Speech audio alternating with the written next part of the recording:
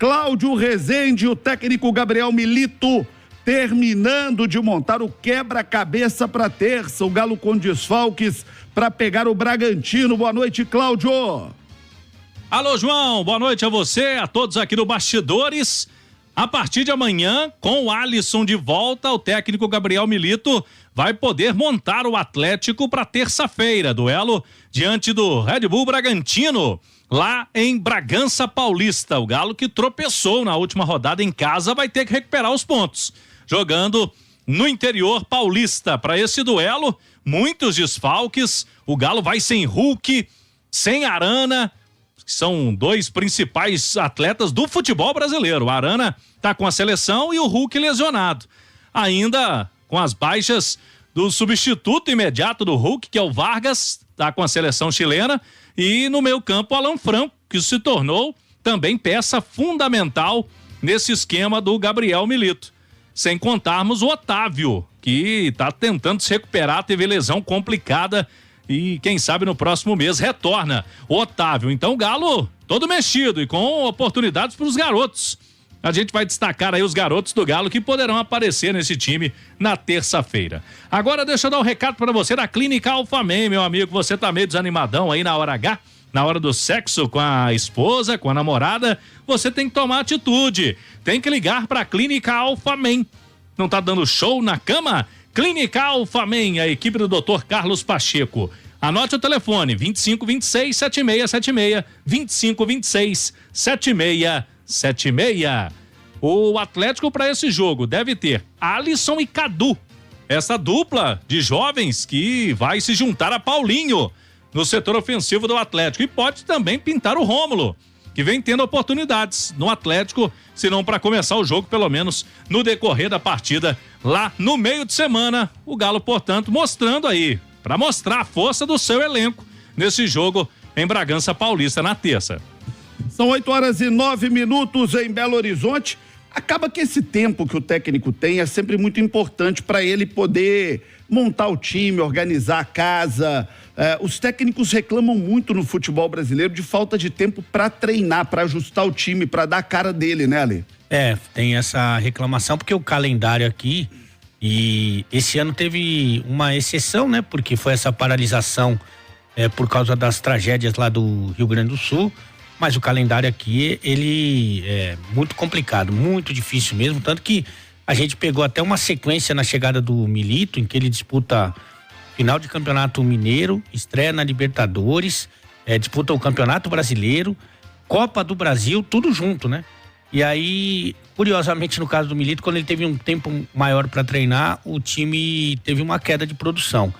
Mas, evidentemente, que ele pode fazer um time competitivo mesmo com todos esses desfalques, e são muitos, né?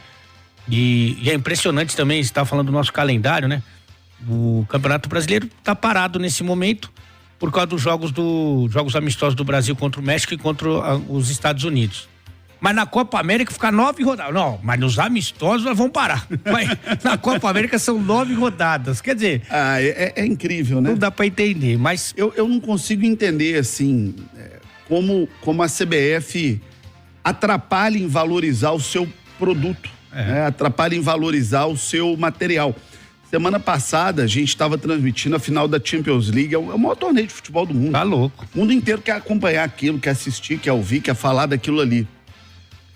E aí, durante o jogo, o João Vitor Cirilo ia falar, tal jogo, tal placar, tem gol não sei onde.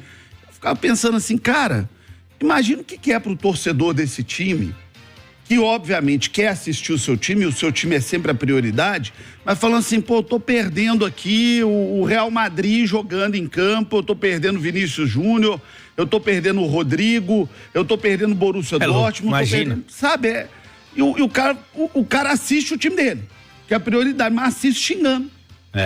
Porque o Campeonato Brasileiro não se valoriza, né, Ale? Não se ajuda, né, o João, porque vai ter Eurocopa daqui a pouquinho, né? Você imagina que os caras jogando a Eurocopa e a Liga dos Campeões comendo? Não vai, zero chance. Chance nenhuma. Mas isso faz parte da nossa aberração de calendário, Ale. Nosso calendário é o único campeonato do mundo que ele é durante o ano corrido. Poxa, mas é da cultura do Brasil agora. Quando você entra para uma economia globalizada, seja em qual setor for, você também tem que fazer algumas adaptações para a realidade do mundo, né? Não? Verdade. A Argentina aqui, nosso vizinho, que a AFA não é nenhum exemplo, né, de administração, eles têm o calendário adequado. Vou dar um exemplo aqui para não ficar nos mineiros aqui, para não falar que eu sou, porque eu sou mesmo.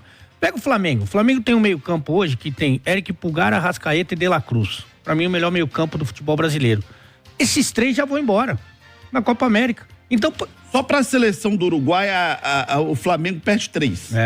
Para a seleção do Uruguai, o Flamengo perde 3. Então, é muito complicado. O Flamengo pagou quanto nesse De La Cruz? Aí pagou um montão de dinheiro, vai ficar fora 9 rodadas. Né? Então, é muito complicado. Então, é melhor você não investir no campeonato. Eu não vou pegar a conta exata aqui, mas 9 rodadas dá aproximadamente 25% de um campeonato. Né? É isso aí. Isso é coisa pra cacete. Isso metade muda a do realidade. turno. Isso muda a história do seu time na competição, né? Eu tinha feito um time pro Milito, mas eu tô bem desconfiado que ele não vai atender, ok? Tinha dado uma dica pra ele. Faz assim, professor. Ele não vai atender, pelo que o Claudião tá dando as dicas aí, ó.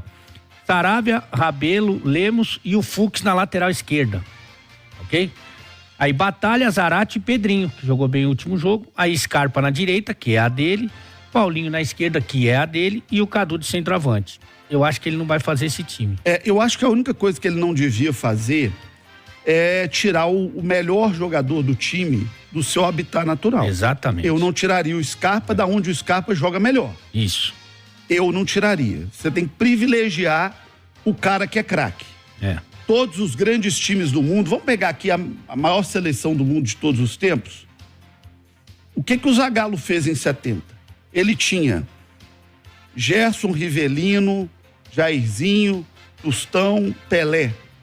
Nos clubes, todos eram os craques dos seus times. Ele puxou cada um para um cantinho, você volta um tiquinho para cá, você vai um tiquinho para lá. Qual que ele não mexeu? O cara, né? Pelé. Pelé, ele deixou lá na dele do jeitinho que ele jogava. É Exatamente. O cara do time, pô. E aqui, nessa minha dica aqui, você tem o Scarpa na dele, que é o cara que pode mais decidir na ausência do Hulk, e você tem o Paulinho na dele, que também é um cara que faz bastante gol, que tem sido bastante influente nas partidas do Atlético. Acho que ele não vai fazer isso, acho que ele já deu a dica aí que ele vai colocar o Scarpa lá na ala, pelo lado esquerdo, eu não faria.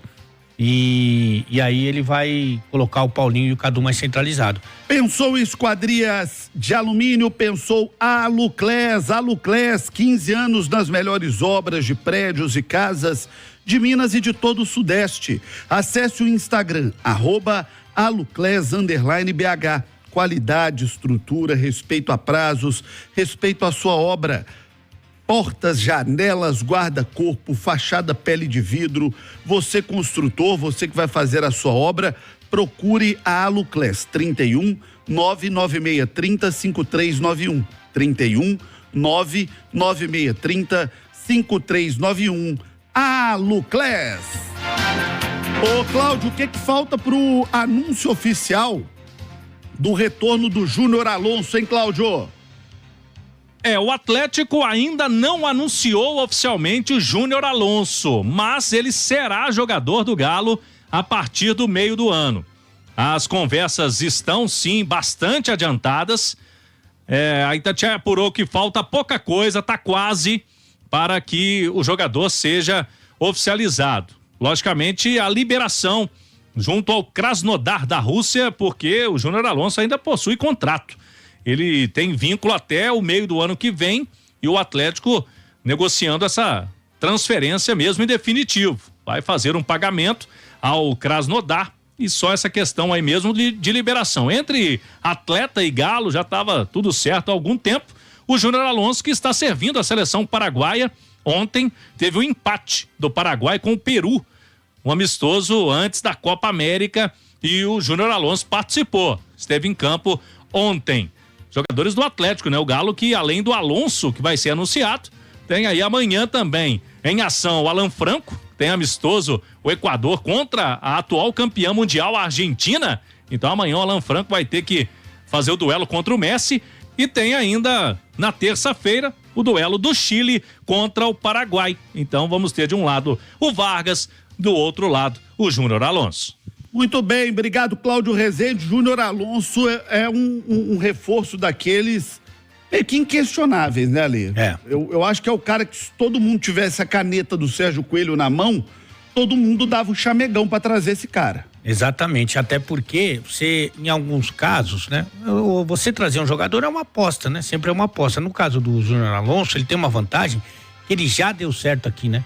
Ele já teve adaptação, já foi vencedor. Então, nesse caso, é muito mais difícil de não dar certo, né? Muito mais difícil. E é um cara que também tem a confiança do treinador. E é a terceira passagem do Júnior Alonso pelo Galo. A primeira dele foi naquele time fantástico de 21. Isso. Aí ele é vendido, ele vai pra Rússia, começa a guerra na Rússia, para o futebol, ele volta. Quando ele volta, ele não volta tão bem quanto ele foi. É que o time não tá bem também, né? Mas também tem uma outra situação. Uma coisa é o cara voltar, falar o seguinte, eu vou ali jogar um tempinho até voltar ao campeonato que é onde de fato tá minha cabeça, meu bolso, meu cofre, meu projeto. Outra coisa é o cara vir agora e falar o seguinte, não, eu tô vindo, eu não tô aqui por um período, eu estou vindo para o Atlético, daqui para frente meu projeto é o Atlético, minha vida tá no Atlético, eu tenho que focar toda a minha energia e minha concentração aqui no Atlético. Eu acho que é bem diferente. Tem esse aspecto. Mas em 22 o time passou por muitas dificuldades. Para se ter uma ideia, vou dar 2 exemplos aqui. O Cuca é o maior treinador da história e não teve um desempenho do padrão do Cuca em 22. E eu vi, tá certo que foram pouquíssimas pessoas e quero apagar até da memória, mas eu vi uma parcela bem pequena de torcedores vaiando o Hulk em 22. Então, por aí você tem uma ideia, mas em 22 a maioria dos jogadores não foram bem, a comissão técnica também não se encontrou, o Atlético conseguiu ficar ali na 7ª colocação, mas agora é um momento completamente diferente, a perspectiva é muito melhor.